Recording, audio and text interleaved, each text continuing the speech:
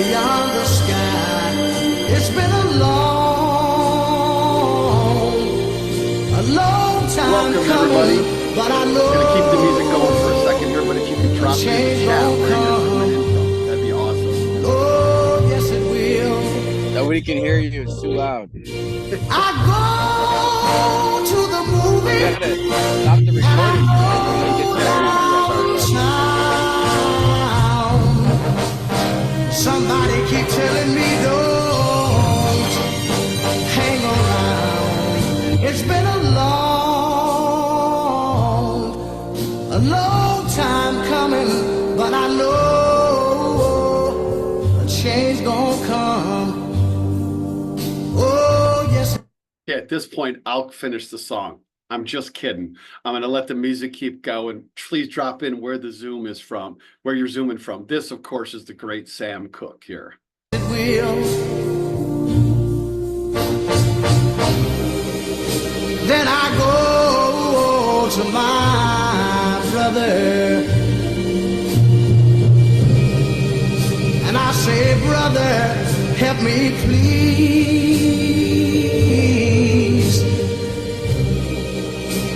But he winds up knocking me back down on my knees. Oh, there have been times that I thought I could last for long, but now I think I'm able to carry on. It's been a long time coming, but I know what you're talking about.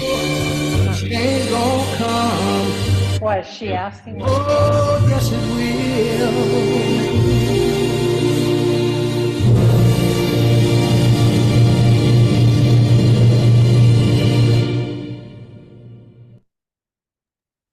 All right. A change is going to come. Go ahead, Ben. Do it. No, I'm just gonna say, Jeff, didn't you just land from Nevada? Like, didn't you just come back from Nevada? What's going on, man? You're here. Listen, I just flew in from Nevada, went to work, and guess what? I'm going to be back out on a flight to Milwaukee tomorrow night. So this is what it takes. This is the journey that I've dedicated my life to. So we're still No, for real, moving. y'all. Yeah, Jeff I led a just finished team, like a recording. whole ass team in Nevada. Got on a plane, went to work, went to this meeting, and hopping back on another plane tomorrow. That's wild, man. Thank you And for what what's you're work? A teacher. You're a teacher, right, man? Yeah. Full-time high school teacher, adjunct professor. Yes. That's what I'm talking about. Yes. So let's do a little quick roll call here as people are coming in. Ben, where are you right now? I'm home. Yeah, Ben. All right. Just a quick little stop in between PA and AZ and PA again, right?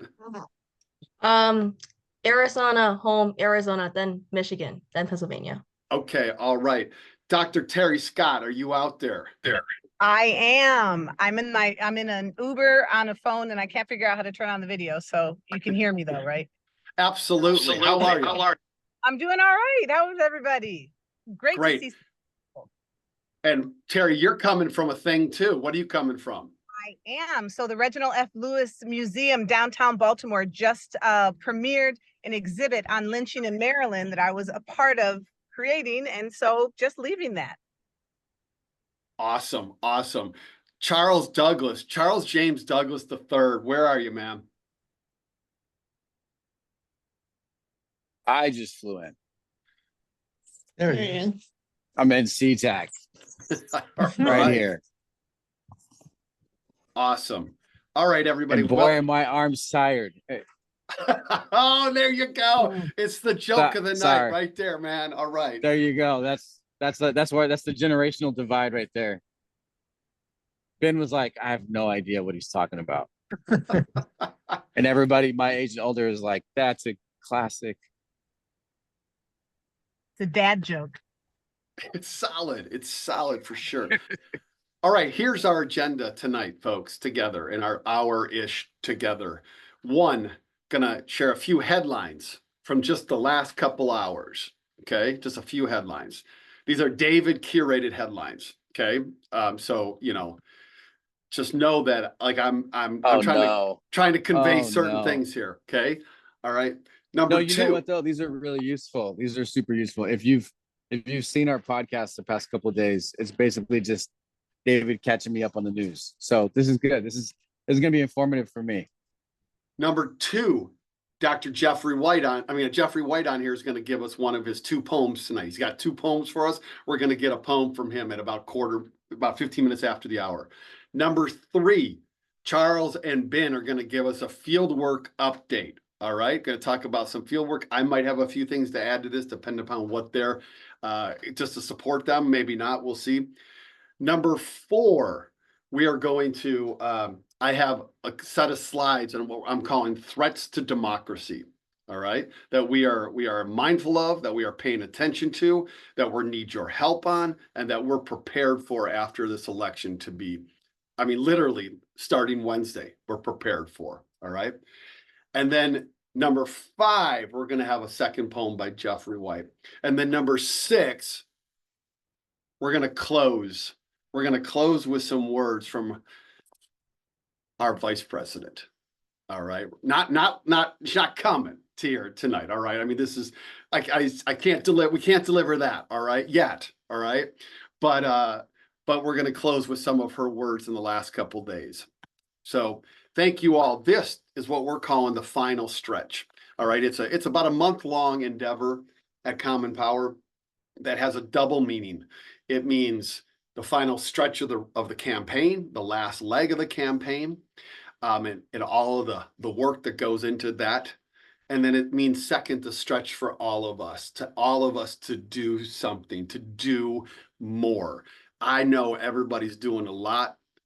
This is our moment to do more. We don't get the first female president who is also a woman of color. We don't get them elected against this guy, this horrible human being, without us leaving it all out there, giving it everything we've got, every one of us.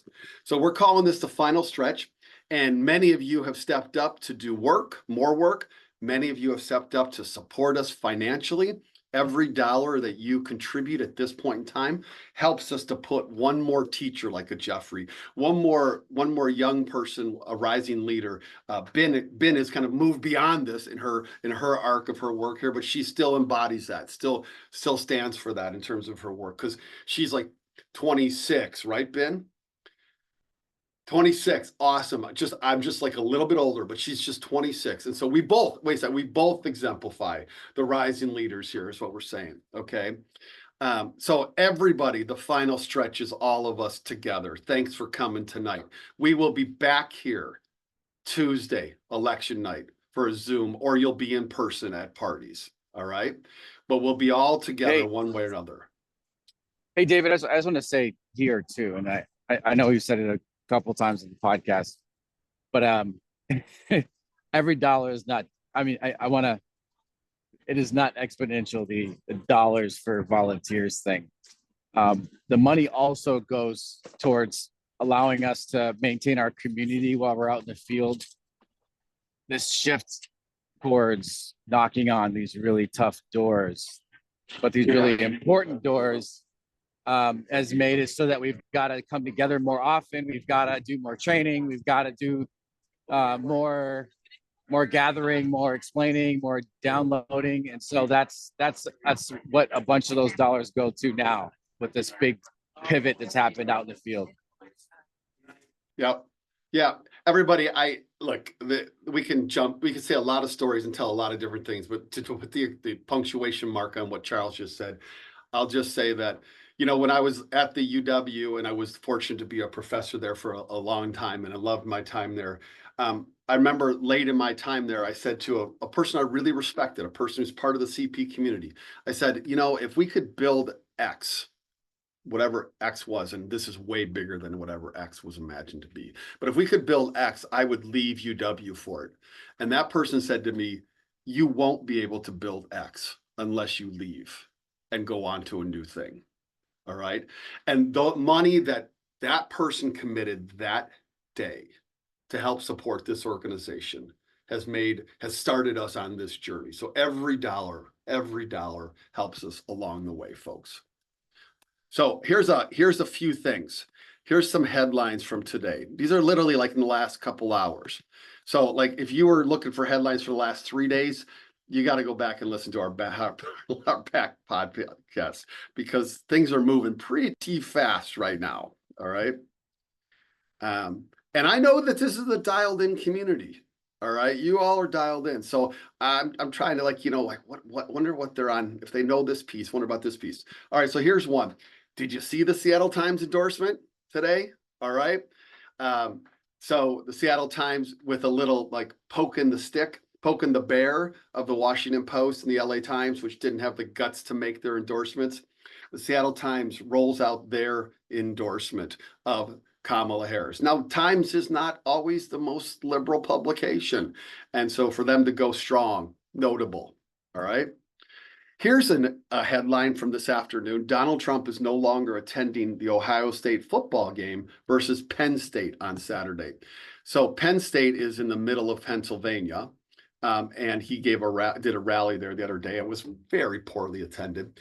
And he was planning to go to the football game on Saturday because this is what he likes to do. He's not going. If he was going to go and know that he was going to get adulation and be on the crest of winning Pennsylvania, he'd be going. He changed his mind, not going. Okay, all right. Like this headline.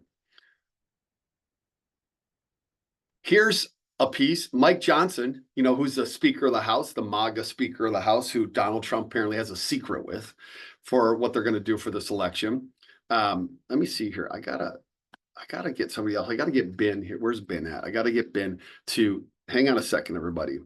I'm sorry, I need your help, Ben. I'm gonna toss it over to you to be a co-host, okay? Okay. I got too many people I'm letting in while I'm trying to. Oh, you want me to watch the room?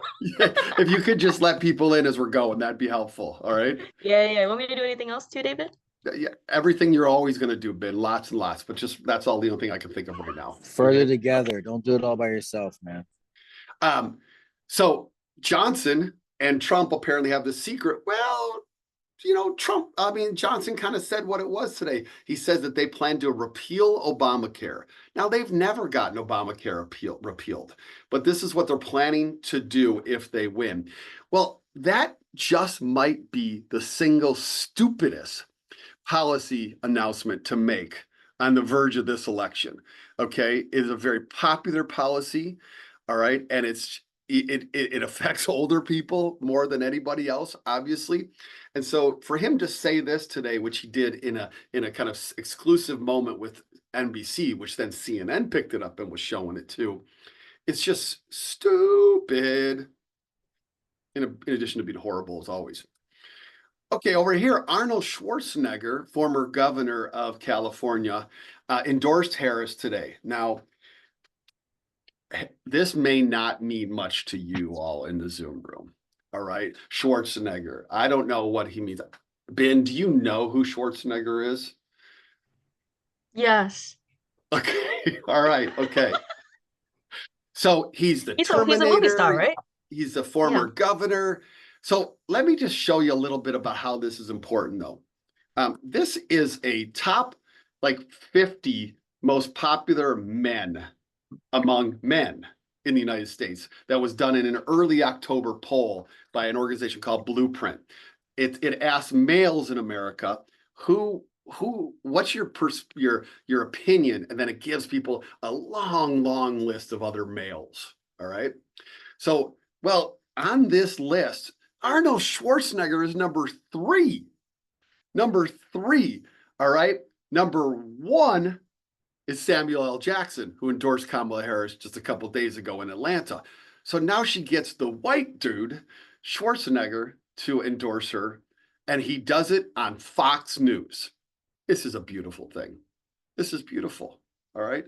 It's making me smile.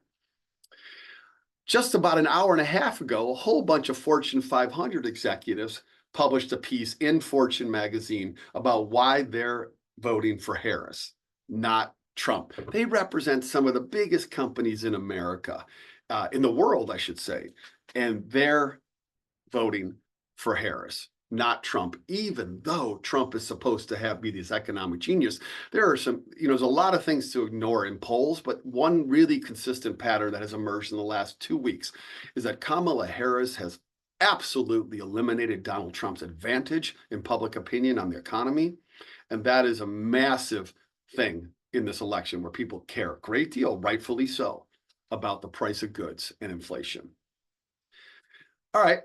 Here's some data out of Michigan, out of Detroit, and Detroit has set another single day turnout record for in-person voting. All right. Detroit is turning out to vote. Philadelphia is turning out to vote. Milwaukee is coming out. Atlanta coming out. All right. These cities, these places are coming out to vote.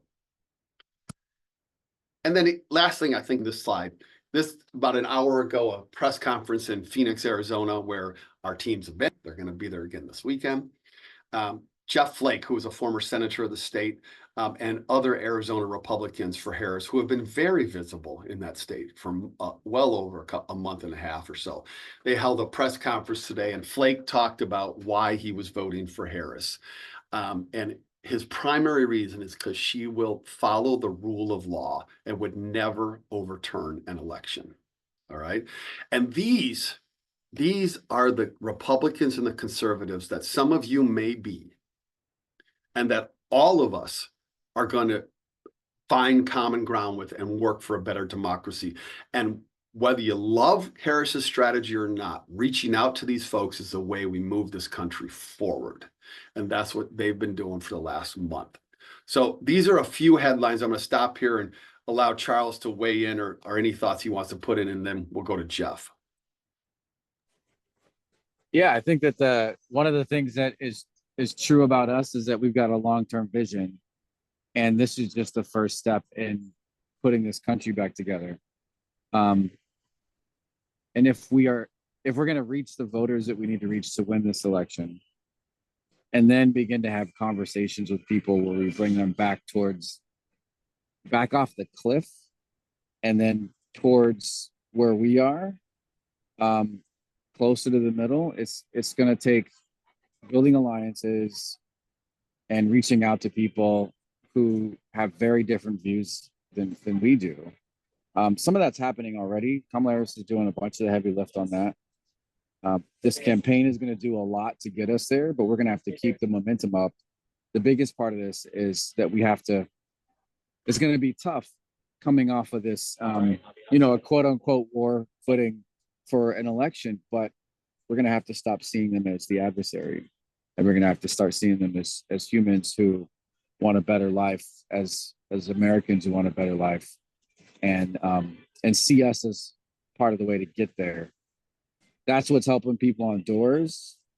That's what's given us hope is seeing their minds change live out in the field, even though they look like somebody who we've already deemed is the enemy of the things that we believe in.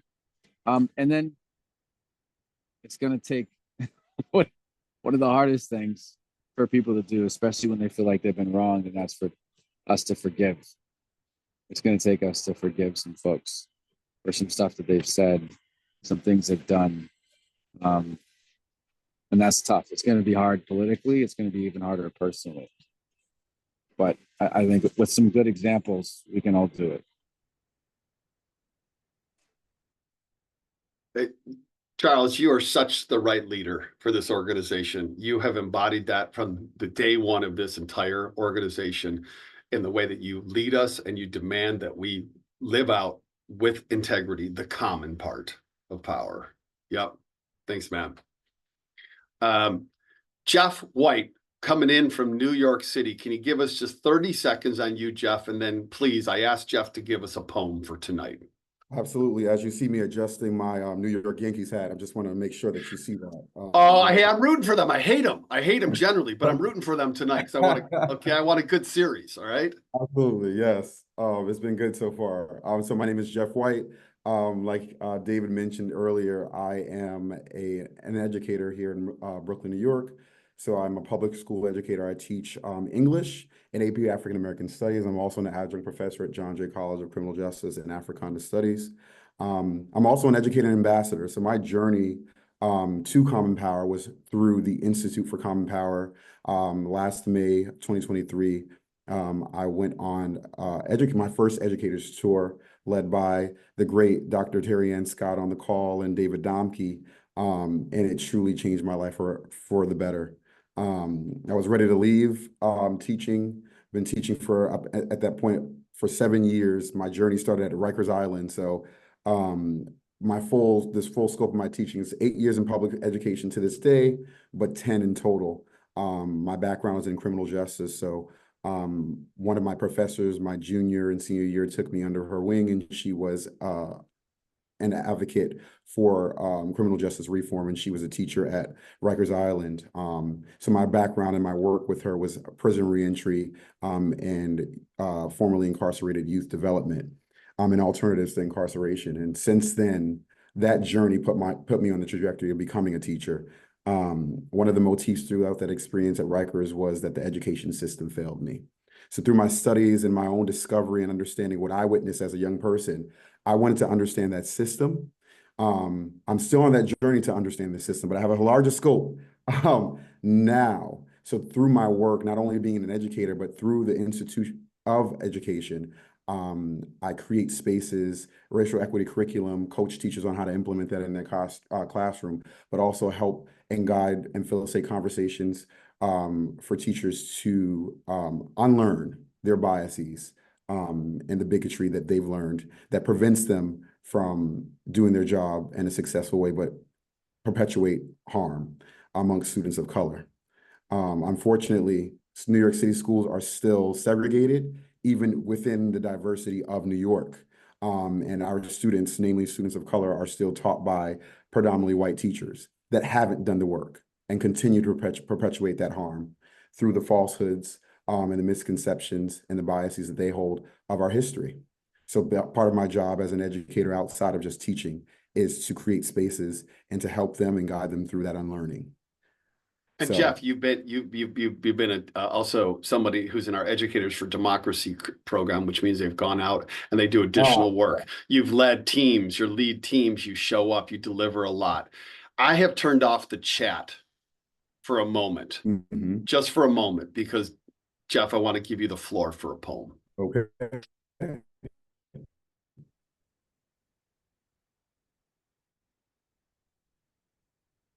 Like David said, I'm an extension of the Education or the Dialogue for Democracy with Devin and Mary started that. And part of that was just me facilitating conversations about how power and privilege and identity shows up at the doors and how to maneuver through those spaces. So it's heavy work, it's hard work.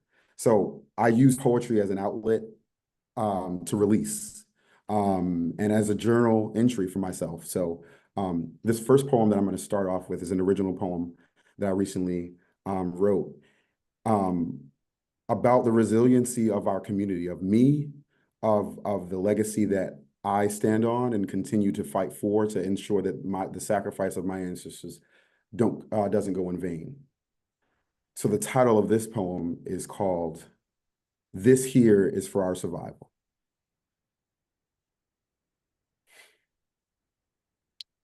This here is for our survival. Not the kind they put on display in textbooks or neatly packaged reports with graphs and metrics, but the kind you find in cracked knuckles and voices that know how to turn pain into song. This is for the ones who bend, who stretch, who break and come back together, for the hands that hold the weight of generations, the bodies that carry the burden of history, and the minds that build new worlds from the ashes of dreams deferred. This is for the streets that speak our names in whispers and in wails, for the mothers who make a home out of hope and the fathers who stand tall like trees that will not be felled by wind or storm. This is for the children whose eyes seed through the walls of fear, whose laughter cuts through the silence, reminding us what freedom feels like. This is for the fighters, the healers, the storytellers, for the ones who dare to imagine something more, even when the world says this is enough. This here is for our survival. Not just the beating of hearts or the breathing in and out, but the survival of spirit, of truth, of love that doesn't shrink in the face of hatred or despair. This is for my ancestors who planted seeds in the soil of our being, for the dreams they watered with the sweat and tears, for the strength they wove into our bones.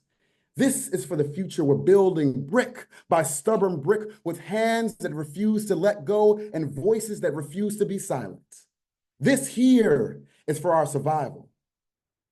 Because sometimes just being is a radical act of resistance.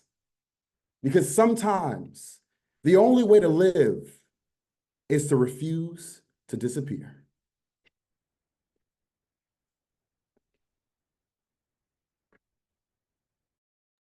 Thank you, Jeff, very much.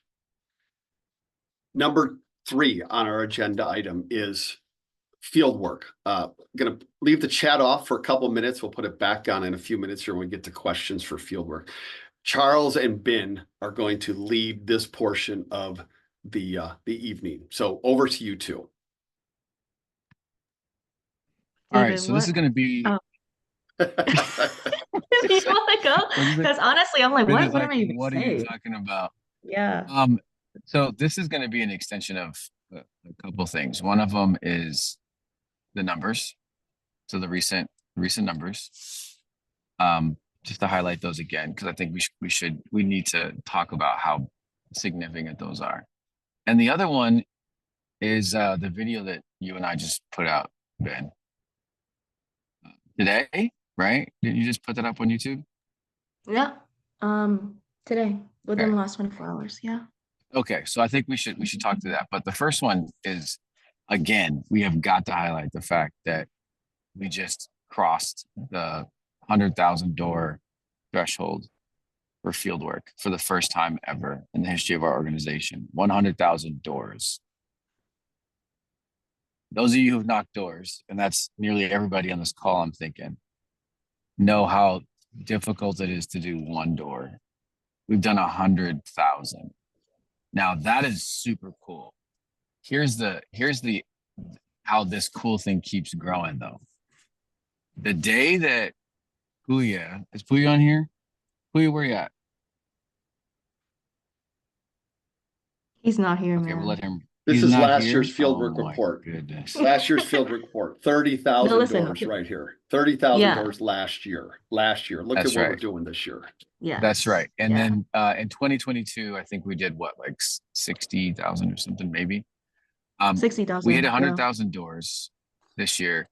The day that we announced that we hit 100,000 doors, we collectively knocked on 10,000 doors. That day, Common Power, not like us and other organizations, just Common Power. What's happening this past weekend, and then what'll continue to happen next weekend, is that every day that Common Power teams are out, and this is the 4 days that we knock on doors typically from Saturday through Tuesday, we knock on 10,000 doors a day. Common Power knocks on 10,000 doors a day.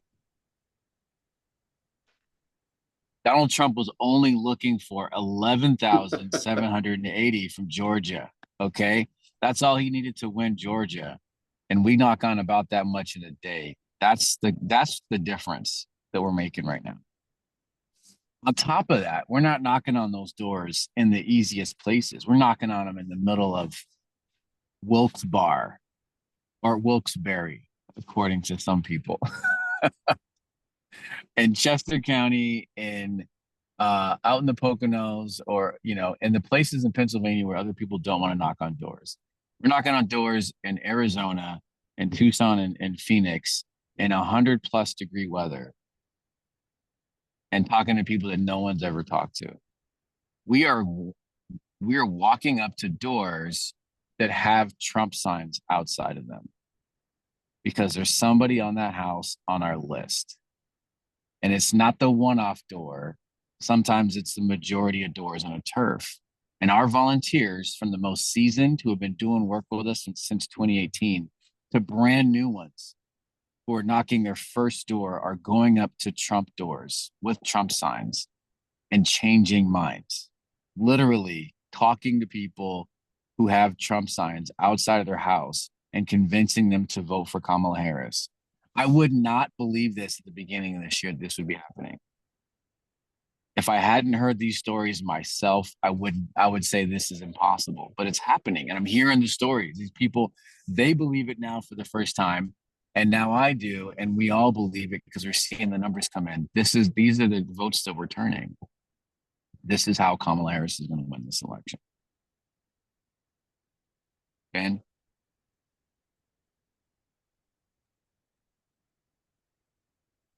I think something that and I'm going to speak to the video that we just dropped. You can find that in our Slack, but maybe it'll go out in an email or something like this. But the main part to take forward with you in the next week, if you are going to be volunteering with us in Arizona, Pennsylvania, Wisconsin, and Michigan, if you're one of those 500 volunteers we're sending out this weekend, well, the main thing that you should keep in mind is that things are constantly changing. It's a little bit counterintuitive. There's only 6 days left. How much can you really change in your system with just 6 days, right? Well, the answer is quite a lot, quite a lot, because you just saw all those headlines that David pulled out in just 3 hours. Those were the headlines in the last 3 hours, right? The stuff that Donald Trump says, how the Harris campaigns reacts to it, how the voters reacts to it, all changes who we contact. One of the reasons why we even got into the business of talking to red and purple voters in the first place was because she was unexpectedly popular with that subset of voters, and we did not expect that, right? That's great, Ben. That's a great point. Yeah. Yep. And so just that was a momentous shift in our fieldwork programming just 6 weeks like before, and things keep moving on those trends. So you might be out there, and the plan might be to canvass Chester County in Pennsylvania. But if something drops and then it's like, oh my goodness, now we got to go back to Bucks, right? We're gonna pivot on a drop of a dime. If you're in Arizona and our partner is telling us that, like, hey, we initially thought that like the southern and the western precincts have lower turnout, but a comment that Donald Trump made a bunch of people went to the polls early, like right in time, and now we really need you in the Northwest instead. We're going to drive further, y'all. So it's one of those things where we saw this happen live. All of us saw this happen live when Trump insulted Puerto Ricans. And all of a sudden, the country learns that there are 500,000 Puerto Ricans that live in Pennsylvania. And now it's a strategic blunder. And now it's also a strategic opportunity immediately. And we weren't knocking doors in this area, but if we were, those volunteers that are in that area, I think around Allentown, Pennsylvania, would have been immediately retasked to do new doors, because this universe of voters all of a sudden opens up. And it in the moment, I think it seemed like a headline thing, but it has staying power, and the ripple effect, as you all have seen from other headlines, is moving not just Puerto Ricans, but Latinos all over the country. And those are the kinds of shifts that happen live, that because Kamala Harris is running such a good campaign, such a great, this is probably the best campaign we've ever seen in terms of its ability to pivot and harness the news and take action. Because she's running such a good campaign, we move immediately as soon as they've got new data. And also because common power is the tip of the spear in a lot of these places. We get sent to the highest and best use of our talent. yeah. I'm gonna jump in here if you don't, and just provide a little context for like what those numbers mean. All right. So this is some stuff that Charles and I did on the podcast today. So here's Arizona, some numbers just from the recent elections in 2018 when Kyrsten Sinema broke through and was the first Democrat to win statewide in Arizona. Kyrsten Sinema won by 56,000 votes. All right, 56,000 votes. We might do 50,000 doors in Arizona over the course of this year. We might do more. All right. In 2022, Katie Hobbs wins the governor's race. She wins the governor's race by, I can't see, it's behind my Zoom thing, but it's by 17,000 votes, right? 17,000 votes over Carrie Lake. All right. Carrie Lake, my God. Imagine if she was governor right now. All right. This was the Attorney General race in Arizona in 2022. Chris Mays won by literally under 300 votes. All right. And that's the state where the abortion ban from pre-Civil War was going to be enacted until Chris Mays and Katie Hobbs said, no, it's not, and put all this pressure on the Republican legislature to get rid of it. In Arizona, in the first congressional district, which we have been doing work in, Davis Schweiker won by 3,000 votes in 2022. I'm betting money right now that Schweiker's going to lose. All right, that we're going to win this race. And one of the reasons we're going to win this race is because there's been audio unearthed in the past week of Schweiker post Dobbs decision saying that women who choose to have abortions hate this country. All right. This is the kind of bullshit that we can beat with 3,000 votes. And in the 6th congressional district, where we're also working, Juan Ciscomani won in 2022 by a little over 6,000 votes. Kirsten Engel is running again, and we're working in the 6th. We can win these seats. These are part of the way we flip the House. All right. That's in Arizona. Let's take a quick look at Pennsylvania, where our two biggest states in terms of engagement, right? Pennsylvania, this is painful, I know, but Donald Trump won it by 44,000 votes over Hillary Clinton in 2016. In 2020, Joe Biden won it by 80,000 votes over Donald Trump. Just for a moment there, look at the next to last line there, the popular vote. Those are raw count numbers. There were 700,000 more votes in 2020 than there were in 2016. There will be more votes this time in that state, and it still might be down to 20 to 30 to 10,000 votes. In this state, we're working in the congressional district of Matt Cartwright. Matt Cartwright is one of the very few Democrats who holds a district that is a strong Republican district in the country. He's in the 8th congressional district in Pennsylvania. He won in 2020 over Jim Bognet by 13,000 votes. Bognet says, great, I'll run against you in 2022 again and beat you, because that's going to be a bad midterm year for the Democrats. But Cartwright, with our help, wins again in 2022, barely. So much so, our work there, that Cartwright comes to Ben and to Charles and to Puya and says, we need you back to knock our doors here. All right. So I'm going to come up here. They texted Puya. Okay. Because we're on a texting basis with campaigns, and then they asked for our capacity. Yeah, that's what happened in Cartwright. So just this past weekend, we knocked on almost 8,000 doors for Cartwright, like in his district specifically, because they asked for our capacity. I don't think they knew we were going to bring 120 people to his district. And then in Arizona, the slide you showed before, that team completed 15,000 doors just this past weekend, those 4 days. So yeah, we're moving those needles, y'all. You told a great story massively. You started a great story on the podcast today, Charles, about the rally. You tell it again? Yeah, go ahead. Either you or Ben. Well, is Chuck here? It's Chuck. Chuck. Where's Chuck? Is Chuck here or Vanessa? Hopefully he's not here. I don't think Chuck or Vanessa is here. I think Puya, Chuck, and Vanessa are recuperating. Good, they should be. It's like 9 o'clock on the East Coast. I mean, I'll tell the short version of this. And Ben, you were there at the rally, right? The Cartwright rally. Mm-hmm. Mm-hmm. Okay, so what's the short version of Cartwright's people discovering how many people we brought to the rally? Oh, you're talking about that. Okay.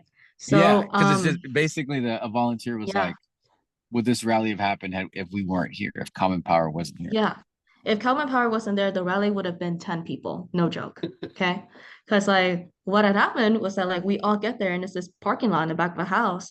And like Cartwright spoke, doing all of that. We stand around him, media, pictures, that kind of thing. And then like their organizer got up on the table and was like doing her spiel about like, let's get you all trained, let's get you all out on doors, that kind of thing. And at the tail end of that training, right, was the minivan portion. And if you're a volunteer, minivan is a very technical part of volunteering. So it takes a little bit more time. And we train our volunteers on minivan before we even get to the partner. So Yeah. like that's why when she said, okay, with minivan training, if you're not with Common Power, stay here with me. If you're with Common Power, go to the back of the parking lot to receive further instructions from your team leads, right? And then the whole crowd moves to the back of the parking lot. And then she was like, no, if you're not with Common Power, stay here. And then and then people keep moving. And then like by the end of it, it was like a handful of people that were still around her. And then she was like, I guess that's right. And then that's kind of like, that's what happens. He was like, wait, or yeah, Chuck said later that she came to him and said, wait, did you brought you brought all these people with you to Pennsylvania? He was like, yeah, these are my people. That's what we do. That's Common Power. When some politicians have rallies, they literally just have Common Power there because we go to the places where the people don't go. So folks, this is our final stretch. It's our last push. 4 states this weekend, right, Charles and Ben? Pennsylvania, Coming up, yes. Pennsylvania, Yeah. Arizona, Michigan, Wisconsin this weekend. Yeah. Literally tomorrow. right. People are leaving tomorrow Tomorrow. to go to Milwaukee. Shout out to Carrie and a bunch of other folks that are heading out. The joy, the pain now, the difficulty now is part of the joy later, folks. Right? That's the truth of this. So, all right. Thank That's you right. so much. Fieldwork. I want to do a little update now on the kind of threats to democracy that we are paying attention to, because the election is going to end. It is going to end sometime in the next couple of weeks. And as soon as the polls close next Tuesday, even though there will be a lot of uncertainty, there's a lot of bad things that could start to unfold then. But we're already getting a glimpse of them. We're already seeing these. Okay. And so we at Common Power just want to leave you tonight with the knowledge that we are paying attention to this stuff and that we will not be moved. We are going to see this all the way through, and we're going to keep level-headed about this, and we are expecting massive difficulties. But if that doesn't pan out, fine. But we are ready for them. And so whatever anxiety you're feeling about all of this and that we can't get rid of that, we're together in this and we are ready. All right. So here's a couple things that we are paying attention to right now. And this is not intended to be a lengthy, kind of exhaustive piece. These are some things that are clearly on the radar of us right now. I'm going to talk about a series of things here. Yeah, and these are things that as they change over the next few days, these will pop up in the podcast. In the podcast, right? For sure. Yeah, that David's running every day. So if you want to keep on these and figure out what's next, or you hear about something that happens in a day, hit the podcast and you'll see what we think about it. Number one, the big lie. What's the big lie? The big lie is the argument that the election is fraudulent, that it can't be trusted, that people are cheating. Donald Trump's already unleashing this. He's been unleashing it since 2016. All right. Today on his Truth Social forum, he says Pennsylvania's cheating and getting caught at large scale levels rarely seen before. Law enforcement must act now. Then he doesn't want to go to the Penn State football game. They sued Bucks County actually just yesterday because they said that Bucks County was turning away our voters, Republican voters. They said that. Well, actually, what was going on there is that Bucks County was enforcing the closing times of the polling locations, and when you have more days to vote, polling locations enforce closing times and say come back the next day. All right. If it's the last day, whoever's in line at the polling time closing gets to stay and to vote. But they had said, come back the next day to vote. And Republicans took this as it was intentional towards them. So they sued Bucks County, which is a suburb of Philadelphia. And believe it or not, they won. They won, which is just fine, actually, because here's what the remedy is. Bucks County, according to this decision, is now going to have early voting extended to Friday instead of closing yesterday. So early voting is going to be open for 3 more days in Bucks County. We like that. We like that. That's the remedy they got. Great. We love it. They're counting it as a victory. We're going to count it as a victory for democracy too. And here's the truth, folks. Republicans are more likely to trust Trump on official election results than they are to trust election officials or state officials or news media who are honest brokers. So we know that from the foreseeable future, Trump is going to be saying that they won and that they were cheated. That's going to be relentless. It's going to be nonstop. It is going to be the background noise for everything that happens for the next month, at least. All right. Second thing we're paying attention to is Dropbox arsons. We know about this in our community right now, in our body of work. Ballots have been set on fire in 3 states, Arizona, Oregon, and Washington State, from ballot drop boxes. You know, thinking about it, ballot drop boxes are easy targets. They're have been so far, that is unmonitored on a 24/7 basis. There might be cameras there, but there aren't police officials there. And I don't really want police officials there because that intimidates a lot of people. But they're easy to take down. If you want to take them down, you can just shoot them up. You can slide something into the opening. I dropped my ballot off today in a drop box, and I could see how someone would easily slide something in there that blows it up. And so that's what's been happening. This is a picture of the drop box in Vancouver, Washington, that was firebombed on Sunday evening.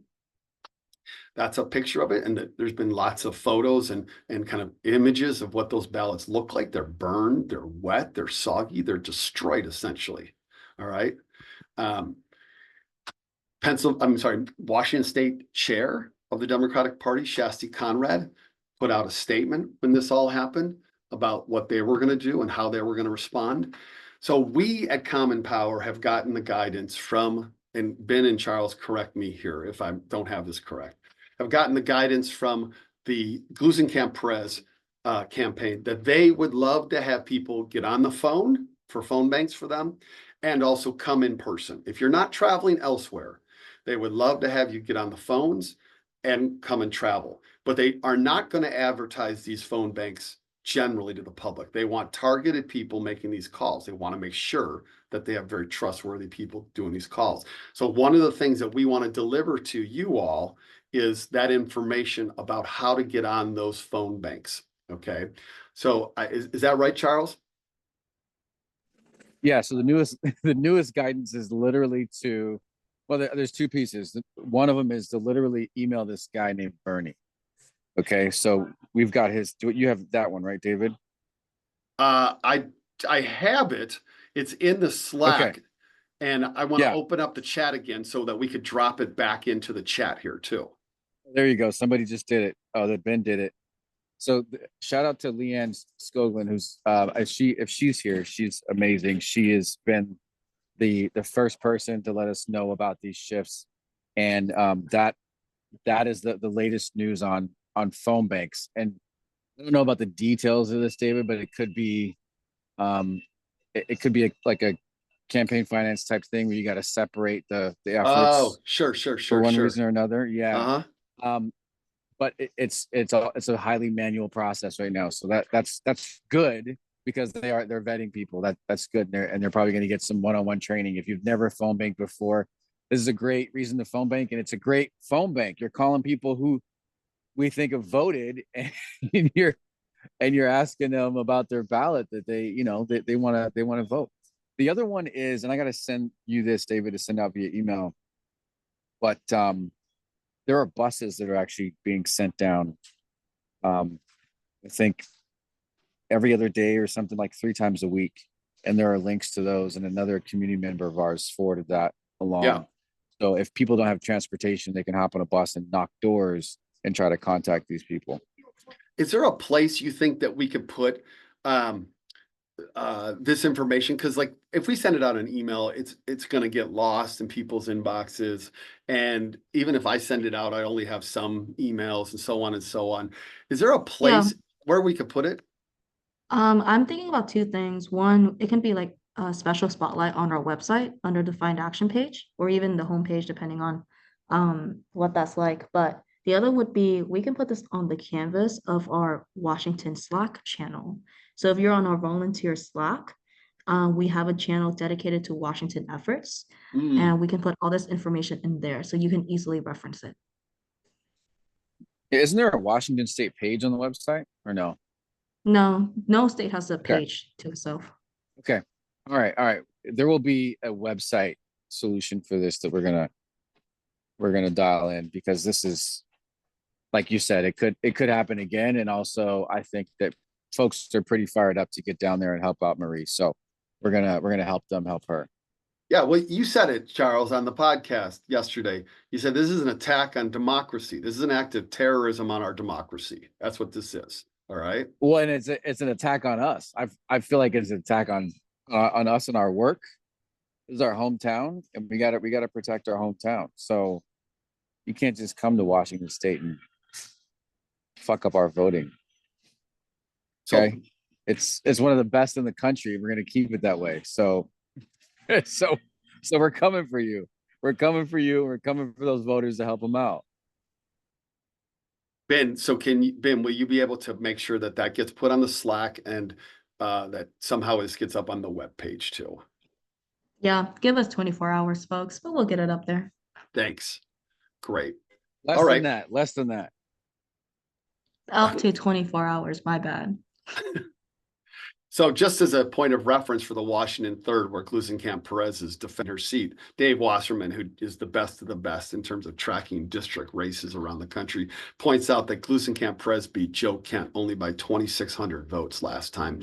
There were 1,200 ballots in that drop box that was burned, and it's in a high blue area of Vancouver. Of course, that's where it would be targeted.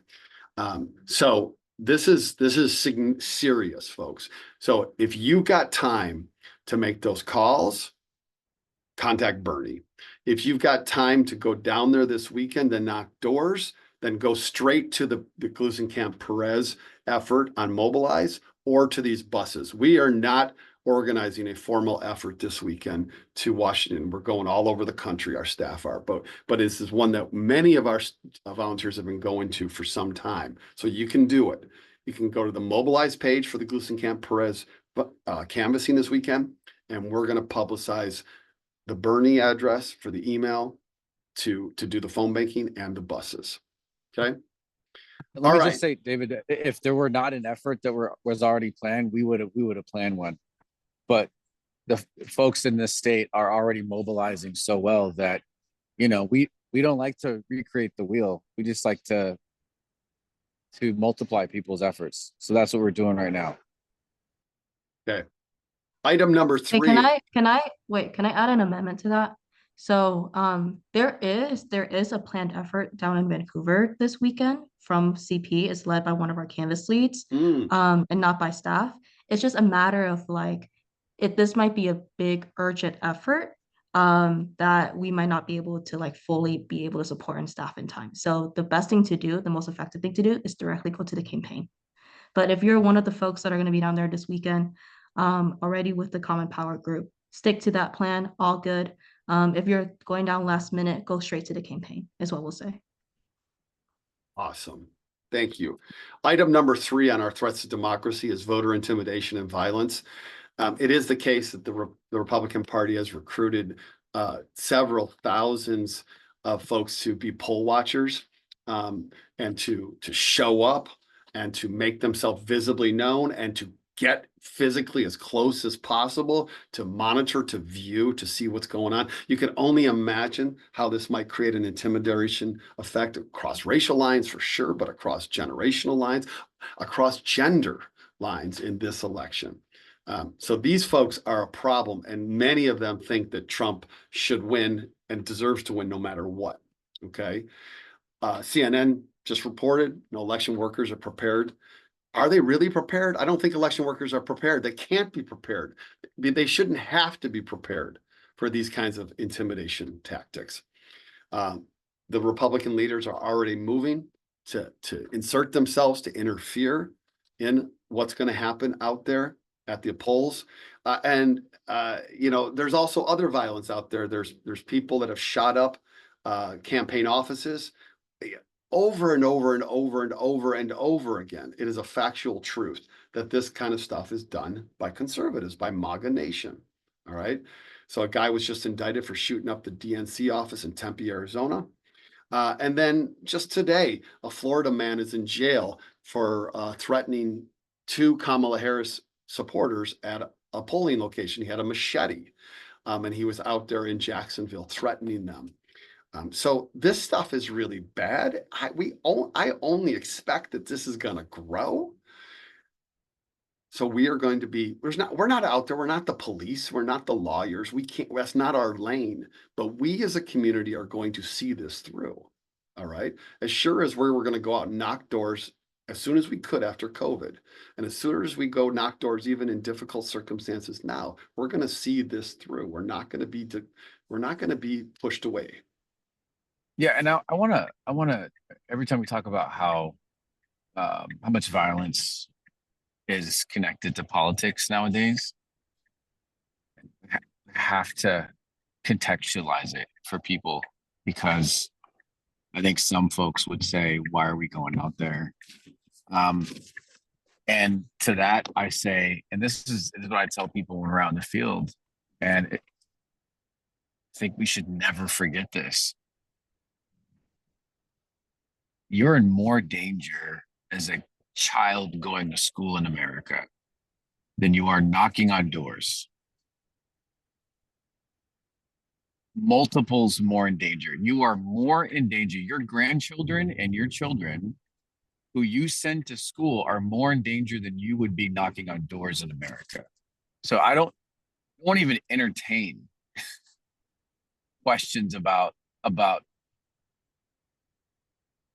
people imagining things happening to us. Not to say that it won't ever. I'm not going to say that. But we still send our kids to school. I still send my kids to school. Your grandchildren still go to school. So I want us to remember all of that, all of the reality of it. And also to remember that we walk in the footsteps of people who knew that there was certain danger to achieve the right to vote. Certain danger. Dr. Terry teaches it. David teaches it. We bring people down. Jeffrey is here because he walked that bridge that people crossed intentionally, knowing that on the other side, something would happen to them. So this is, I think that these moments where we get very, very close to change, I think it's sometimes easy to forget about the rallies, about the education, about the inspiration, about the thing that drove us into this work. This is where we have to actually remember those things, because when we say we walk in the footsteps of foot soldiers, what I mean, what David means, what Ben means, what Terry means, what Larcy means, is we mean all the way. We mean all the way. We walk all the way. And you walk with us. Ben.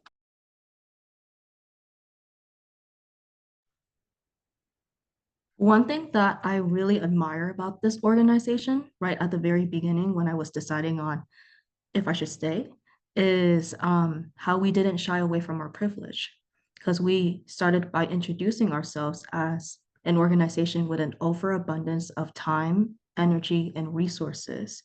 And we are very privileged to be able to volunteer.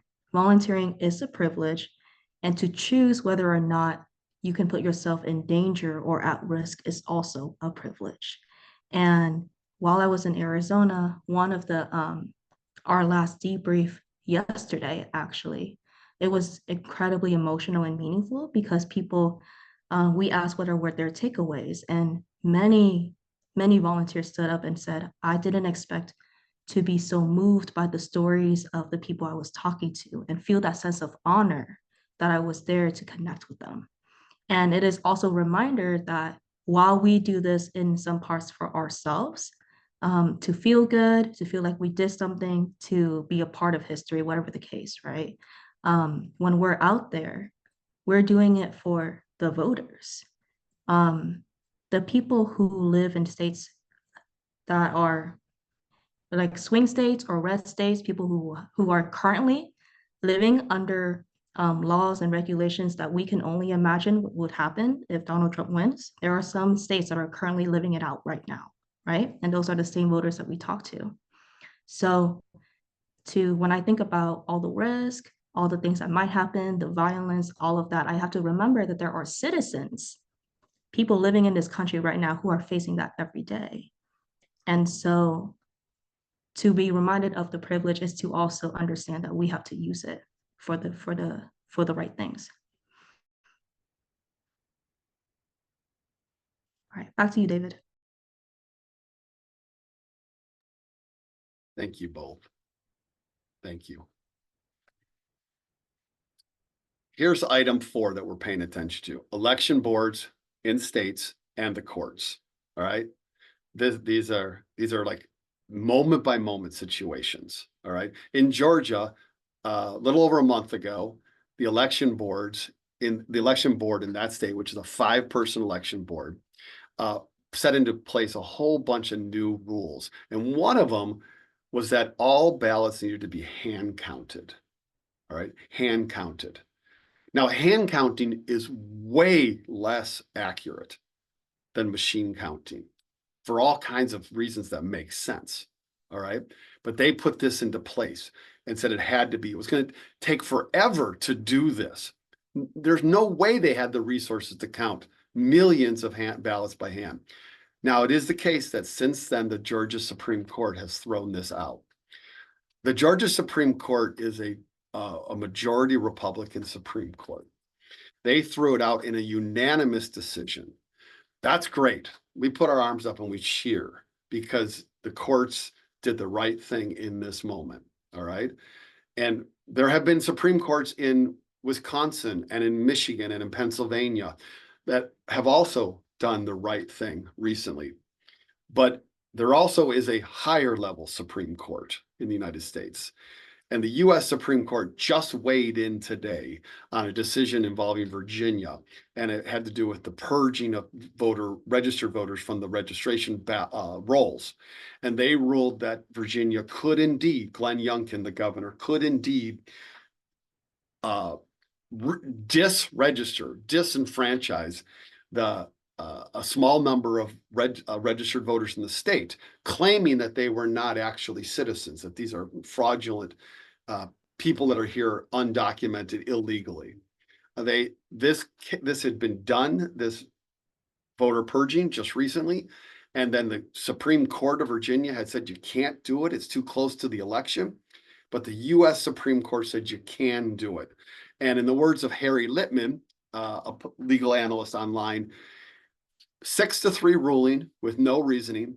The Supreme Court overrules lower courts to permit the Virginia Governor Glenn Youngkin's voter purge based on unreliable DMV data and the phony suggestion that non-citizens are trying to vote.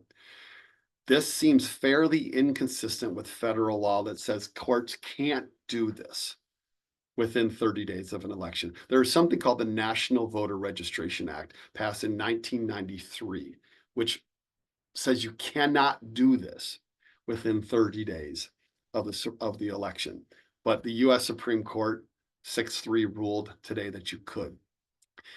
The U.S. Supreme Court, there are going to be multiple instances in this election period, this period of time. They're going to come before that court. We do not know what they're going to do. We can't control what they're going to do. But we as an organization are going to go through this window of time, this period for the next month or two, with our eyes wide open, and we will move. We will be nimble. We will adjust. We may well need our community to mobilize either physically or on the phones. Okay. We are paying attention to all 4 of these endeavors and anything else that comes up. We want you all to know that we're ready, that we're paying attention. And just like when COVID hit and we maneuvered, just like when we had to knock different doors this time and we maneuvered, we will be ready. Okay. All right. I want to close, bring us into our final bit now, which is going to be some final, just great little pieces. And I asked Jeff if Jeff might give us one more poem here as we start to close.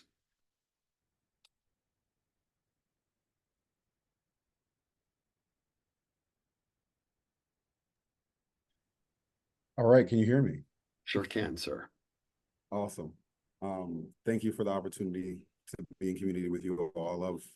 This is my heart's work, so this is filling my heart. I had the biggest smile on my face and just sense of pride and love and admiration and just joy when I voted today and I got this sticker. So I'll be wearing this proudly until the day of the elections. My first time voting early.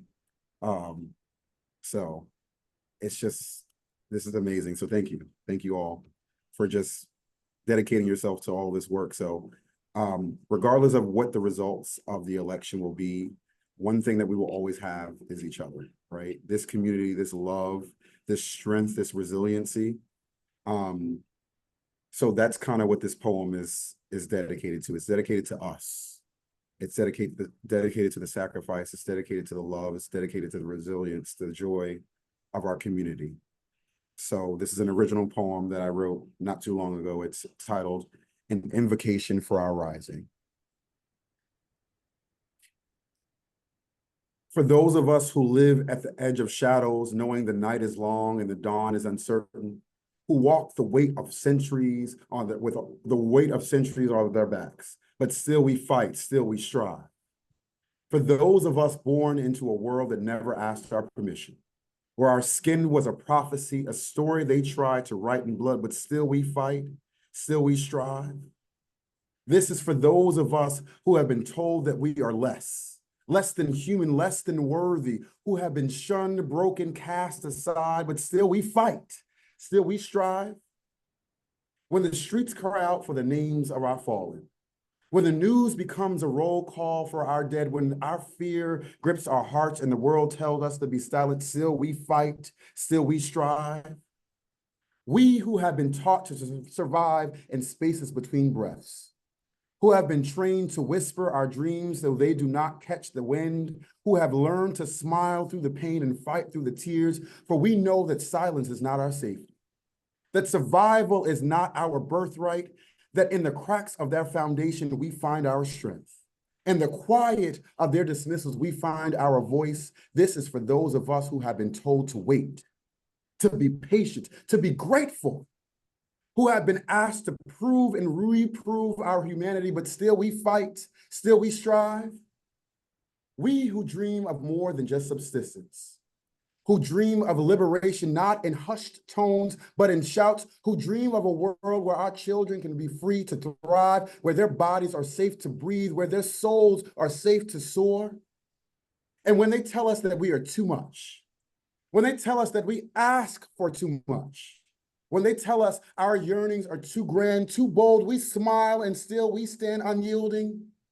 This is for those of us who live at the edge of shadows, who have walked through the fire and emerged whole, who have carried the weight of this world and made it light. We who are the children of those who refuse to be battered, who are the echoes of the defiance, who are the proof of their sacrifice. We stand, we sing, we rise. For we have always known deep in our bones that we were meant to be more than just barbecue postcards. We were meant to reach the skies for the stars, for the infinite, for the forever. And so, with every breath, with every step, with every heartbeat, together, still we fight, still we strive. Thank you. Thanks, Jeffrey. Thank you. All right, Jeff. Way to bring it, man. Here's our closing pieces, folks. This is the moment. We have waited for this moment. We have worked for this moment. We are in this moment. It can be terrifying. It can be exhausting. It can be anxiety producing, but this is our moment. This was her moment last night on the Ellipse, the same place where Donald Trump called the people together to storm the Capitol. That she offered a different vision of the world. With the White House in the background, we have never seen this before. We have never been here before. Never. And when she spoke last night in the most iconic line of the evening to 75 to 100,000 people that could be seen visibly from across the Potomac, she said that the Patriots at Normandy and at Selma and at Seneca Falls and at Stonewall and on the factory floors and on the farms did not do all of this for us not to do this right now when we have the chance. This is our moment, folks. This is our final stretch. This is Donald Trump's final stretch. This is not a made-up image. Donald Trump today showed up at his rally in Green Bay, Wisconsin in a garbage truck. He did this because he's trying to highlight the supposed criticism by Joe Biden of his supporters as garbage. That criticism itself is not worth our time to pay attention to. It's clear Biden wasn't saying that, but whatever. But he showed up in a garbage truck to highlight this. There are sometimes images say more than anything that anyone could ever say. And you contrast the one on the left on our page and the one on the right. He then did his press conference from the passenger seat of the garbage truck. He did his rally from there. Folks, these are the differences between our vision right here. America, this time is going to respond because we're going to make it so. All right. These are the polls. Everybody worries about polls all the time. Here's the poll aggregate for the last 6 months. The red is when Trump's leading. The blue is when Biden or Harris is leading. And there was a little bump for Harris when she became the nominee, the de facto nominee. But look at that, folks. Look at that. All right. Let us know that we are on the side that has got the momentum. We have to run through the finish line, but we have the energy. Okay. And today, last piece, Kamala Harris in Harrisburg, Pennsylvania. In this clip I'm going to show you, she gets interrupted. She gets interrupted by, I think, some people that are making an argument about the importance of Gaza. I don't know exactly who interrupts her. It could be Trump supporters. It could be anybody. I don't know. What's important here is not that she gets interrupted. What's important to us and to me is the way that she is ready to be president. I'm going to play this clip.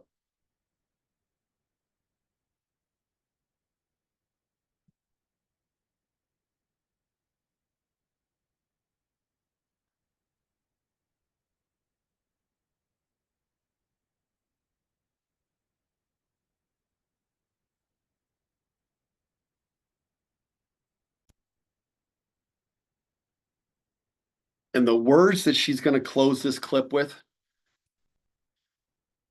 folks, the symbolism of these words from her, they just chill me.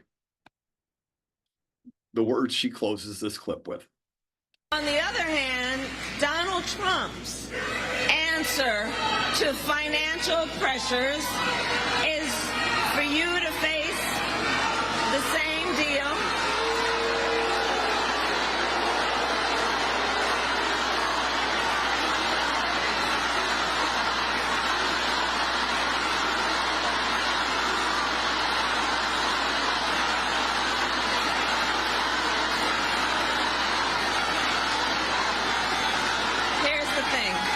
say something. Let me say something. We are 6 days out of an election. We are 6 days away from an election. And ours is about a fight for democracy and your right to be heard. That is what is on the line in this election. That is what is on the line in this election. Look, everybody has a right to be heard, but right now I am speaking.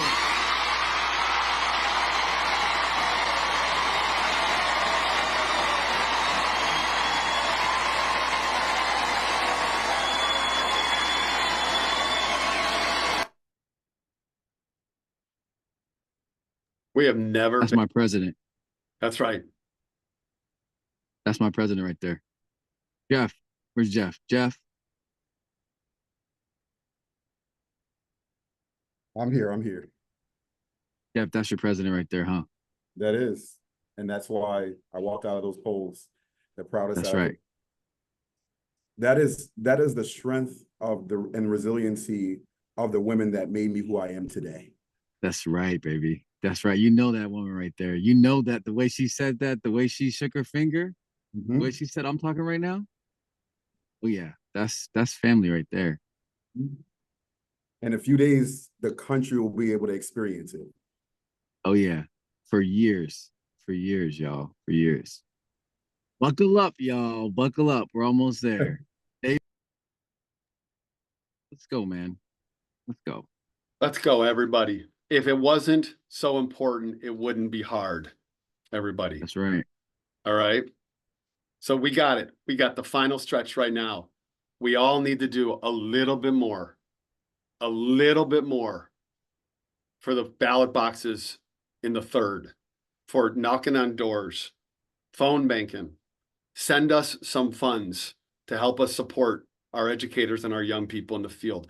We are all giving it everything we've got. Let's go. Thank you, everybody. Yeah. This is Common Power. All right. This is. All right, y'all. See you in the field. Thanks for joining tonight. Thank you. David, thanks for Goodbye. holding down the fort, man. You got it. Let's go, people. David will be in Arizona. I will be in Arizona this weekend. It's true. That's right. I forgot. There's some of I us in forgot about Washington. There's some of us in Washington. That's what I'm talking about. Yes, Dee. Yes. that. Thanks, D. You got to protect the house, D. Protect the house. Done. Got it. Right. By the way, I look forward to meeting y'all one of these days. Yeah, for real. Look, the office is going to be, it's just going to be a daily party Love after it. we know that Kamala's got the W. Okay. It's going to be just all day, just people showing up, partying. We'll play music and stuff. It'll be great. Heck yeah.